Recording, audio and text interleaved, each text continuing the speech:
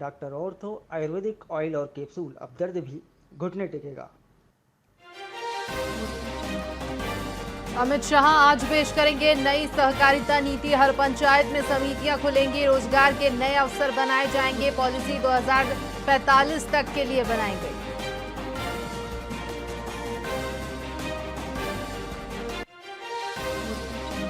उपराष्ट्रपति चुनाव को लेकर हलचल तेज, सितंबर में हो सकता है उपराष्ट्रपति का चुनाव। बीजेपी विचारधारा से जुड़े चेहरे को मिल सकता है मौका। पीएम के विदेश से लौटने के बाद होगा नाम पर फैसला।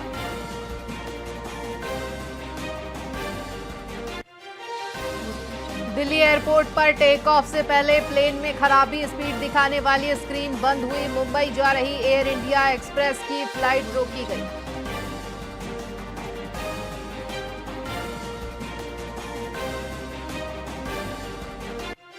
बेंगलुरु में दुकानों पर नो यूपीआई के बोर्ड लगे। जीएसटी नोटिस का विरोध, कर्नाटक सरकार झुकी, 3 साल का जीएसटी माफ किया।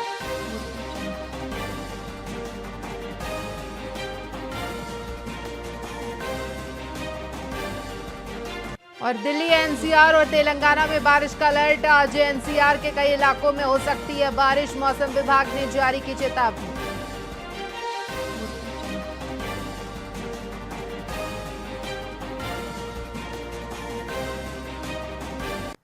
नमस्कार, स्वागत है आपका वीआईपी न्यूज में। मैं हूं आपके साथ आयुषी सुनवाने। रुक करेंगे खबरों की ओर।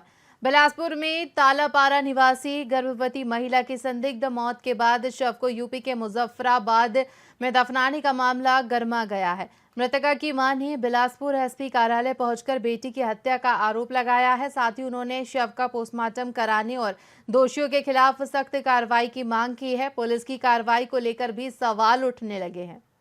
अभी हॉस्पिटल में है, अभी सांसें चल रही हैं और हमें बुलाया कि तुम आ जाओ यहाँ। मैं दिल्ली तक गया।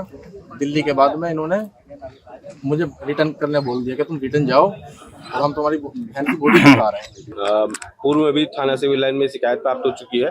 तालापारा निवासी व्यक्ति की पत्नी की मृत्यु हुई थी, जिसपे कुछ मोहल्ले वासियों ने इस पर शिकायत दी थी। पुलिस ने गंभीरता से इस पर जांच शुरू की है। इस जांच में जितनी भी शिकायत के बिंदु हैं उस पर जांच की जा रही है। हॉस्पिटल्स और आसपास के लोगों का कथन लिया जा रहा है। हॉस्पिटल में डॉक्टर हैं, उनके भी कथन लिया गया है और जो इलाज महिला का हुआ था हॉस्पिटल में उसकी भी विस्तृत रिपोर्ट ली है, उसकी भी हम वो कर रहे हैं। और इसके अतिरिक्त इनके परिजन, महिला के परिजन जो उत्तर प्रदेश से आए हुए हैं, वो भी अपना उनका भी बयान अभी दर्ज किया जाएगा। जितने भी उनके द्वारा तथ्यात्मक जानकारी दी जाएगी उस पर हम जाँच करेंगे। अभी हॉस्पिटल में है, अभी सांसें चल रही हैं और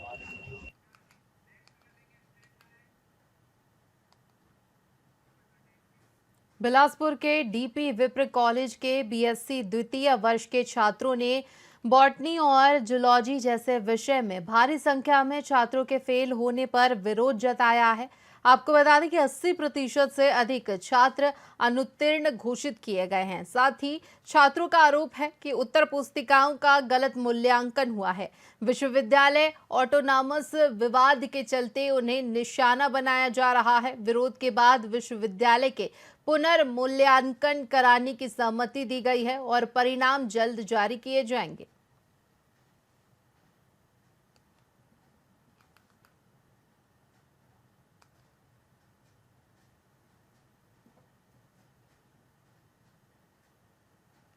है सम्मानीय प्राध्यापक कॉपियों को चेक करते हैं और जो विद्यार्थी आए थे उनका कहना था कि सभी सब्जेक्ट में हमको मार्क्स अच्छे मिले हैं, पर बॉटनी में उनको अपेक्षाकृत जैसा चाहते थे वो कम मिले हैं, ऐसा वो कह रहे थे। तो इसमें हम लोग अक्सर ये करते हैं कि ऐसा प्राध्यापक जब होता है तो माननीय कुलपति महोदय जी से अनुमति लेकर कि किन्हीं भी 3 प्राध्यापक से वो अगर माननीय कुलपति जी महोदय अनुमति देते हैं फिर उसको हम लोग चेक कराते हैं। चेक कराने के बाद जो प्राध्यापक जैसा डिसीजन करते हैं वैसा हम निर्णय लेते हैं।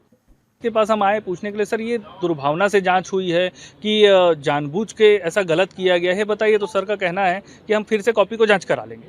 हमारा बस इतना मांगेगा, आप जांच तो कराइए, लेकिन जो डीपी विप्र महाविद्यालय और अटल बिहारी वाजपेयी विश्वविद्यालय के मध्य जो ऑटोनॉमस के संबंध में जो झगड़ा चल रहा है, क्या उसी से प्रेरित होकर जानबूझकर विद्यार्थियों को अनुत्तीर्ण करने का दुस्साहस तो विश्वविद्यालय ने नहीं किया है। वर्तमान में ये इस बात से खंडन कर रहे हैं कि नहीं हुआ है, हम कॉपी को फिर से जांच कराएंगे। हमारी बस 2 मांग रही है कि पेपर जब भी जांच हो तो महाविद्यालय के 2 प्रोफेसर को, संबंधित प्रोफेसरों को बैठाकर ही उत्तर पुस्तिका का पुनर्मूल्यांकन कराए। कल जब उत्तर पुस्तिका चेकिंग के लिए जा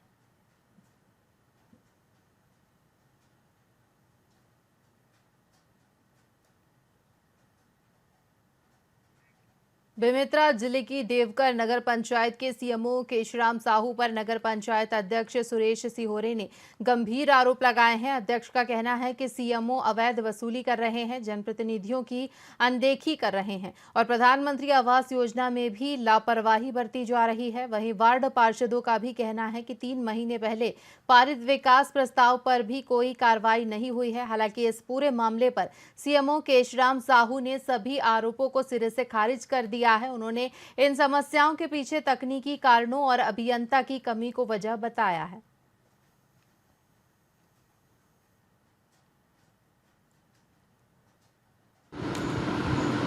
क्या है, जितने भी अब आरोप लगाए हैं उनका व्यक्तिगत सोच है।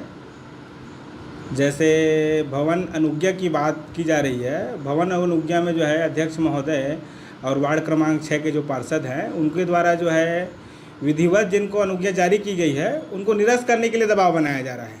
अब उनके आपसी क्या चर्चा है अब मुझे तो जानकारी नहीं है। उनको विधिवत जो है अनुज्ञा जारी की गई है जिसमें वार्ड क्रमांक 6 के पार्षद द्वारा आवेदन भी दिया गया है निरस्त करने के लिए, तो उनको भी क्या है उनको रिप्लाई कर दिया गया है। रही बात विकास कार्य की, तो विकास कार्य जो पूर्व में सेंक्शन हुए थे लगभग 1 करोड़ 23 लाख। सीएमओ साहब हमारे नगर पंचायत देवकर के अवैध वसूली के नाम से भी आए दिन मेरे पास किसी न किसी का शिकायत आते रहते हैं। अभी एक जो मेन रोड में है वार्ड नंबर 6 में जिनका मकान बनाया जा रहा है उनको 10,000 लेके अनुज्ञा दिया गया है और सेकंड नोटिस में उनको बोलता है आपका आवास के लिए है, आप कमर्शियल बना रहे हो, मैं आपका आवास को निरस्त कर दूंगा करके उनको धमकी दिया जा रहा है। इनका अवैध वसूली बहुत जोरों पे चल रही है। केंद्र सरकार, राज्य सरकार द्वारा प्रधानमंत्री आवास योजना की अभी तक मेरे वार्ड में जो वार्ड नंबर 6 में पार्षद हूँ, आज तक किसी भी प्रकार की मुझे जानकारी प्राप्त नहीं हुआ है कि किसको की कौन कौन हितग्राही है क्या है। और ये बहुत ज़्यादा मनमानी कर रहा है भाई, क्योंकि हम जनप्रतिनिधि हूँ और जनप्रतिनिधि के हिसाब से मुझे जानकारी मिलना चाहिए और ये मुझे जानकारी मिलता ही नहीं है। नगर पंचायत टेंडर वेंडर अभी तक कोई काम शुरू है नगर पर हम लोग 7 मई को हम लोग यहाँ मीटिंग किए थे, परिषद मीटिंग, और आज तक ना तो उनका कोई टेंडर हुआ है ना तो हमें कोई जानकारी नहीं मिली।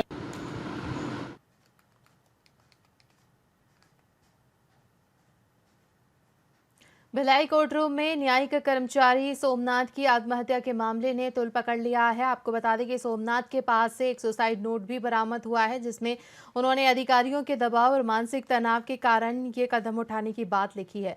इस घटना के बाद छत्तीसगढ़ न्याय कर्मचारी संघ ने कोर्ट परिसर में जोरदार प्रदर्शन किया। संघ ने इस पूरे मामले की निष्पक्ष जांच और दोषी अधिकारियों के खिलाफ उचित कार्रवाई की मांग की है।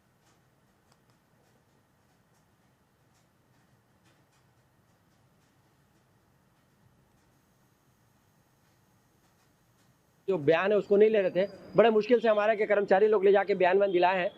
मेरा ऐसा कहना है कि उसका जो बयान हुआ है उस बयान में उसने लिखा कि मैं अधिकारी के दबाव में था और काम के दबाव में था। पुलिस को इन्वेस्टिगेट करके जो भी अधिकारी है, न्यायिक अधिकारी, कोई भी उसके खिलाफ अपराध पंजीबद्ध करना चाहिए, मर्ग कायम किया है, कार्रवाई होना चाहिए। उसी कारण आज यहाँ कर्मचारी हड़ताल कर रहे हैं। क्योंकि वो लोग हड़ताल कर रहे हैं तो हम लोग का भी कोई काम नहीं हो पा रहा है। हम लोग भी यहाँ पर आए हुए हैं और जो भी उचित कार्रवाई, बिल्कुल कार्रवाई होनी चाहिए। बाबू सोमनाथ ठाकुर जो कि भिलाई 3 न्यायालय में प्रस्तुतकार के पद पे पदस्थ था, कल 10 बजे के पहले ही वो न्यायालय परिसर में एक रूम में पंखे में फांसी लगाकर आत्महत्या कर लिया। जिसकी सूचना पाकर हम वहां गए, वहां देखने पर पता चला उसके जेब में जो जब्ती बनी है, मोबाइल, पैसे और सुसाइड नोट मिला। सुसाइड नोट में उसने लिखा है कि काम का बोझ और न्यायिक अधिकारी के द्वारा प्रताड़ित होकर के मैं आत्महत्या कर रहा हूं। उसके ऊपर पहले से ही काम का बोझ तो था और न्यायिक अधिकारी उसे रोज परेशान करता था, जिसकी वजह से वो आत्महत्या कर लिया। हम सोमनाथ ठाकुर जी को जस्टिस मिले और जस्टिस इस हिसाब से मिले, उनके सुसाइड नोट जो जब्त किया है पुलिस ने उसके हिसाब से उनको कार्य का प्रेशर था और उस सुसाइड नोट में उन्होंने लिखा है कि न्यायिक अधिकारी के द्वारा कार्य का प्रेशर डाला गया था। हम लोग क्या चाहते हैं, आज जब कर्मचारी स्ट्राइक पर है तो निश्चित रूप से एक गंभीर विषय तो है, कोई भी ऐसे ही स्ट्राइक पर नहीं जाता है और खासकर न्यायिक कर्मचारी, क्योंकि न्यायिक कर्मचारी हड़ताल पर है तो उसकी एक वजह है कि न्यायालय परिसर के अंदर में कर्मचारी का फांसी लगाकर आत्महत्या करना ये बहुत गंभीर विषय है और इस गंभीरता को सभी जजों को भी सोचना है। हाई कोर्ट जज भी इस पर विचार करेंगे, निश्चित रूप से करेंगे। जो बयान है उसको नहीं ले रहे थे, बड़े मुश्किल से हमारे के कर्मचारी लोग ले जाके बयान।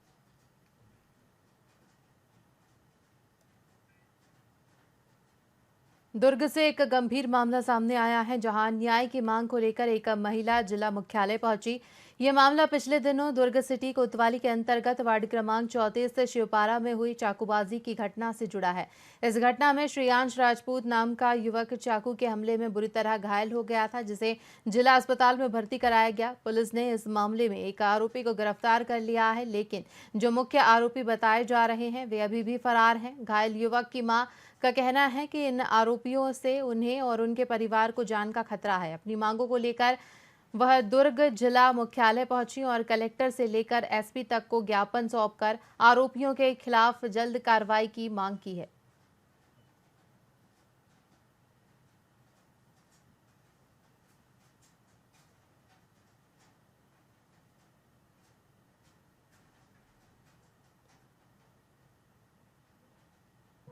बीस तारीख को 20/6 को मेरे बेटे को ना चाकू मारे थे। श्रेयांश राजपूत मेरे बेटे का नाम है, जो कि अभी 17 साल का है, बजरंग नगर कड़ा पारा का निवासी है। मैं बिंदु सिंह राजपूत उसकी मम्मी हूँ और 1 महीना हो गया। एफआई दर्ज उसी दिन किए। बच्चा बहुत घायल था, चाकू मारे 3 लड़के लोग मिल के पीएम आवास में, और अपराध भी मेरे की दर्ज करा चुकी हूँ थाना में। उसी बजरंग नगर कड़ा पारा मोहल्ले के ही बच्चे हैं। पुरानी विवाद थी कुछ, उसके चलते उन लोग 1-1.5 साल बाद उसको चाकू मारे हैं। मैं जिला मुख्यालय में पूर्व में और दे चुकी हूँ। 24 से 25 तारीख 6वें महीने में मैं एक आवेदन और दे चुकी हूँ।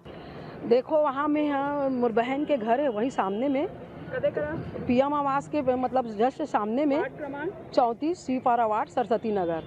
तो मैं वहाँ घर में ही सो रही हूँ बहन के यहाँ। तो मोर बहन चिल्लई से वे नहातरी तो देखो कोई ला मारा थे चक्कू बचाव करके। तो मैं बोलूँ किसी के भी बच्चे हैं भाई, किसी के साथ ऐसे मत हो करके ना दौड़ते दौड़ते जब तक 2 चाकू मार चुके रही से, और चाकू भी से टेढ़ा हो चुके रही से। तो मैं जैसे तीसरा चाकू मारती ना वैसने में दौड़े हूँ, वो हाथ बचाव में हाथ में भी लगे मोर चोट। तो उस समय ना हमन कि दोनों पक्ष चला, वो लड़का मार खाई से फिर बहुत ज़्यादा खून बात रिस करके वो थाना आ गए। और मैं अपन जो लड़का मारे ना हादसा में करे वो लड़का में पकड़ के रखे रहे। पुलिस वाले मन आए तो वो लेके जाए करके, तो मैं पुलिस वाले मला बोले भी हूँ कि देखिए लड़का चक्कू मार चुके हैं और ये पकड़ के हम रखें करके। वो लड़का पकड़ के वही से पुलिस वाले मन लेके गई से। थाना सिटी कोतवाली में प्रार्थिया बिंदु राजपूत के द्वारा रिपोर्ट दर्ज कराई गई थी कि इसके पुत्र को आरोपी भावेश कंडरा और उसके साथियों के द्वारा मारपीट की गई है, और इसमें अपराध दर्ज कर विवेचना में लिया गया था और आरोपी की गिरफ्तारी कर उसे न्यायिक रिमांड पर भेजा गया है। और प्रकरण विवेचना में है और आगे की जो भी चालानी कार्यवाही है और विवेचना के संबंध में अन्य कार्यवाही है वो जारी है। इसी के साथ खबरों में फिलहाल इतना ही। बने रहिए वीआईपी न्यूज़ के साथ। मुझे दीजिए इजाजत। नमस्कार।